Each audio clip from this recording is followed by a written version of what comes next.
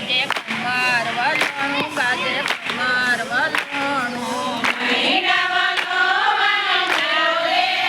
અમારા કાનજે પાળાને પોળા અમારા કાનજે પાળાને પોળા મેડાની રીત જો જાણે રે ગાજે કુમાર વલણું ગાજે કુમાર વલણું મેડાની રીત શું જાણે રે ગાજે કુમાર વલણું ગાજે કુમાર વલણું હવે દુતાર્યો હવે ઠંકાર્યો હવે દોતાર્યું હવે ઢંકાર્યું કાનોડો છે નાનેરું કાળ રે દીવડા જગમગ જગમગ તાયા રે લાયા છે સોનાની જોડ માળી ગમે રોટો સોયા નગતાય દીવડા જગમગ જગમગ તાયા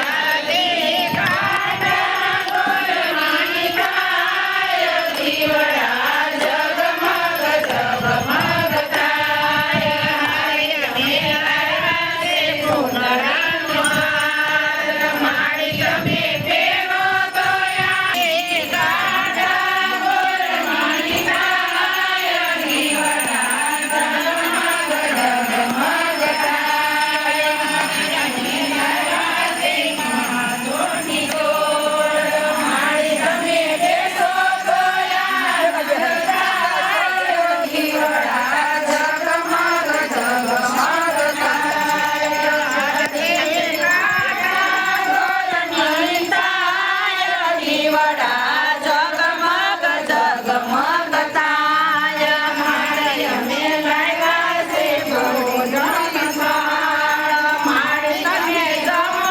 તોયા જગમગ તાયા દે કાઢા ગોરમાની તાયા દીવડા જગમગ જગમગ તાયા રે અમે લાવ્યા છે મોહવાસ તાળ માળે તમે જમો તાયા દીવડા જગમગ જગમગ તાયા રે કાઢા ગોરમાની તાયા દીવડા જગમગ જગમગ તાયા રે અમે લાવ્યા છે લોળા થાળ માળે તમે તાયા દીવડા જગમગ જગમગ તાયા રે કાઢા ગોરમાની તાયા દીવડા જગમગ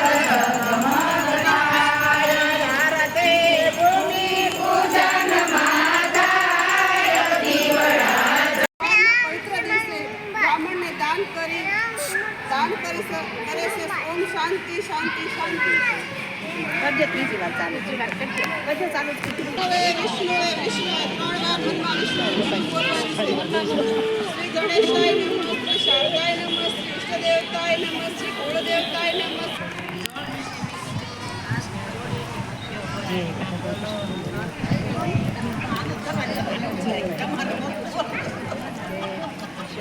જોઈ નીચે ઉતર્યું અને તેમની પાસે ગયું. પછી બોલ્યો, હે માનવીઓ, તમે આ સમુદ્ર કાંઠે ચિંતાગત બેઠેલા કેમ જણાવો છો?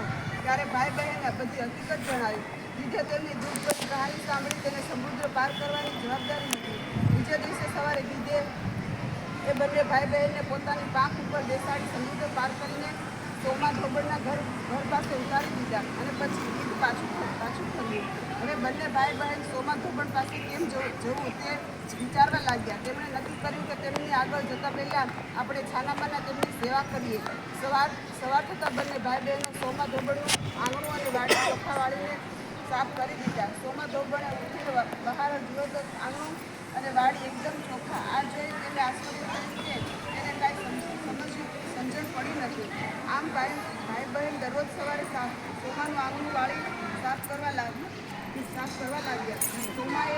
સોમાને આ જોઈ નવાઈ લાગી. તેને આ કામ કોણ કરે છે તે જોવા માટે રાતના સુતાઈ ગઈ. સવાર થતાં ભાઈ બહેન આંગણું અને વાડી સાફ કરવા લાગ્યા. તો સોમા તેમની આગળ ગઈ અને બોલી, તમે કોણ છો અને આમ દરરોજ આવું કામ શા માટે કરો છો?